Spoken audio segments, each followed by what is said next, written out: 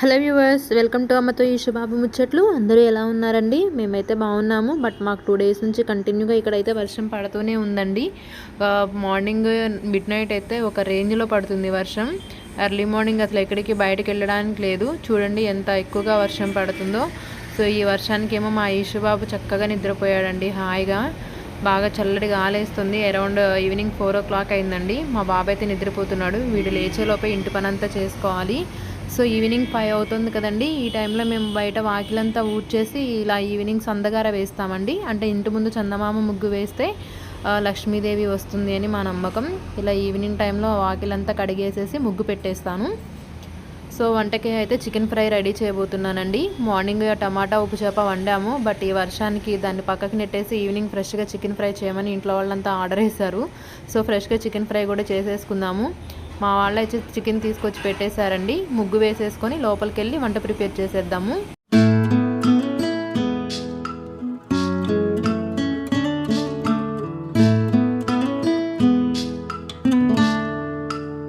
ఫైనల్గా నేను వేసిన ముగ్గు ఇదండి. బాగుందా? ముగ్గు ఎలా ఉందో కామెంట్ సెక్షన్లో కామెంట్ చెప్పండి.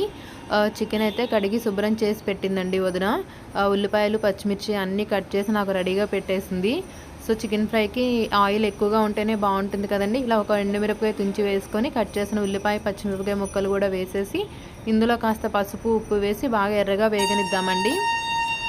మాకు ఇంట్లో ఎప్పుడు చికెన్ ఉంటుంది కాబట్టి 2 డేస్కి ఒకసారన్నా నాన్ వెజ్ పడుతూ ఉంటుంది కాబట్టి అల్లం వెల్లుల్లి పేస్టు కొబ్బరి పొడి ఎప్పుడు రెడీగా పెట్టుకుంటానండి ఫ్రిడ్జ్లో.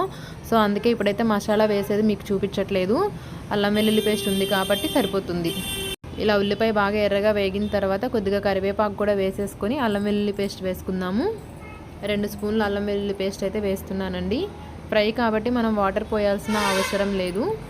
మన వ్యూవర్స్ అందరికీ ఒక చిన్న రిక్వెస్ట్ అండి. మా హౌస్ మెయిన్ రోడ్ మీదకే ఉంటుంది కాబట్టి వాయిస్ ఇచ్చేటప్పుడు కూడా వెహికల్ సౌండ్ ఎక్కువ వస్తుందండి. క్షమించండి. అదైతే నేను అవాయిడ్ చేయలేకపోతున్నాను. దయచేసి అర్థం చేసుకోండి. ఇప్పుడు ఇందులో కడిగి శుభ్రం చేసుకున్నటువంటి చికెన్ కూడా వేసేసుకుందామండి. చికెన్ ఒకసారి బాగా కలిపేసేసి మూత పెట్టేద్దాము. ఒక 20 నిమిషాలు మగ్గితే చికెన్లోంచి వాటర్ అంతా సపరేట్ అయిపోయి చికెన్ బాగా మగ్గుతుందండి. ఫ్రై చేయాలి అనుకున్నప్పుడు కొంచెం వెడల్పాటి అడుగు మందంగా ఉండే పాన్ అయితే మనకు అడుగు మాడిపోకుండా ఉంటుందండి. లేదు అంటే ఊరికే ముక్కలు ఎక్కువ మాడిపోతూ ఉంటాయి. ఒక 20 మినిట్స్ తర్వాత చూస్తున్నారు కదా వాటర్ ఎంత వచ్చాయో. చికెన్లో నుంచి వాటర్ ఎక్కువగా వస్తాయండి, బాయిలర్ కదా. సో ఒకసారి మసాలా అంతా కలిపేసుకొని ఇంకొక 10 నిమిషాలు మూత పెట్టుకుందాము. ఇప్పుడు ఇందులోకి 2 స్పూన్ల ధనియాల పొడి కూడా వేస్తున్నానండి. ఇది ధనియాలు జీలకర్ర కలిపి పౌడర్ చేసిందండి. ఇది ఒక 2 స్పూన్లు వేసేసి ఇంకొకసారి కూరంతా బాగా కలిపేసేసుకొని ఇంకొక పావు గంట సేపు మూత పెట్టేద్దామండి. ఫ్రై కాబట్టి కొంచెం ఎక్కువసేపు ఫ్రై అయితేనే బాగుంటుంది. ఇందులోకి 2 స్పూన్ల కొబ్బరి పొడి కూడా ఇప్పుడే యాడ్ చేస్తున్నానండి. ఎండు కొబ్బరి పొడి అయితేనే కూర చాలా టేస్ట్ ఉంటుందండి ఫ్రైకి. మామూలు గ్రేవీకి అయితే మనం పచ్చి కొబ్బరి వాడుకోవచ్చు. ఇక్కడ ఫ్రై కాబట్టి ఎండు కొబ్బరి వేస్తున్నాను.